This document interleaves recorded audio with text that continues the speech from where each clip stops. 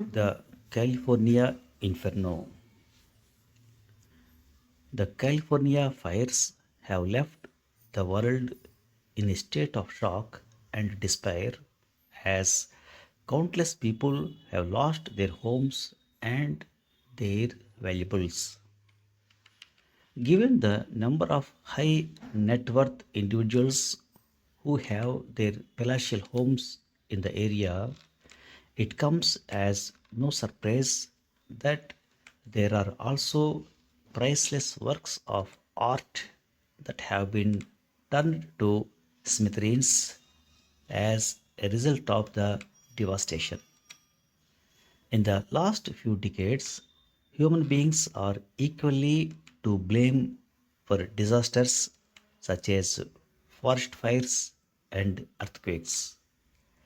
Climate change, rapid and unplanned development, for example, have certainly played the role of a catalyst as a growing number of catastrophic disasters are being recorded in quick succession. But the impermanence of material culture is a sad reality which religions such as Buddhism and Hinduism have been preaching for centuries now.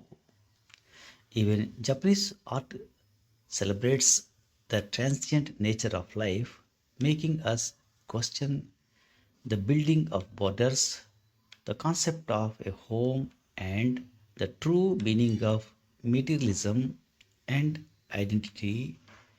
This is one of the reasons why it is of great importance to document and archive. When art is documented, there is a record for an art historian or conservator to trace the work, the artist, even if the work itself ceases to exist.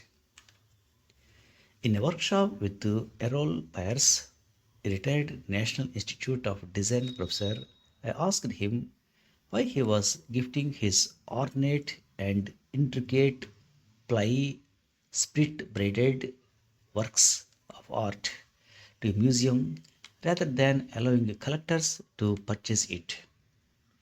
He spoke about the work being larger than him and the infrastructure as well as the certainty of a museum to look after a work rather than an individual.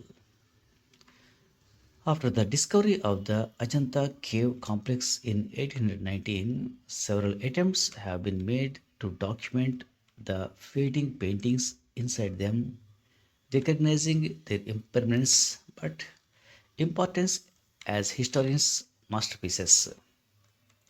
Major Robert Gill in 1844 was commissioned to create a comprehensive documentation of these works. But when most of Gill's paintings were lost to a fire in 1866, Sir John Griffiths, who was also at one point the principal of Sir J. J. College of Arts, Mumbai, and seven Indian students from the Bombay School of Art spent every winter from 1872 to 1885 producing over 300 detailed paintings. Majority of these works are undocumented in locations unknown. There is also little published on Sir Griffith and his contributions to modernism in India. Many gaps in art history filled by tragic disasters. In 2015, when an earthquake devastated Nepal, cultural and natural heritage was damaged and lost, with over 600 historic buildings heavily affected. UNESCO and Nepal's Department of Archaeology are till date restoring the aftermath of an earthquake that took place 9 years ago. Salvaging and inventorying art, cultural heritage is great importance for numerous reasons, ranging from the historic importance of an object to the national or religious significance of a monument. However, the result of many disasters can be just as stark as ashes to ashes and dust to dust. The Los Angeles fires are yet another tragedy with the loss of countless art from private homes to museums. Ron Rivlin's collection of arts lost in the fire, including over 200 works by celebrated artists such as Keith Haring, John Weltersey, and Damien Hirst.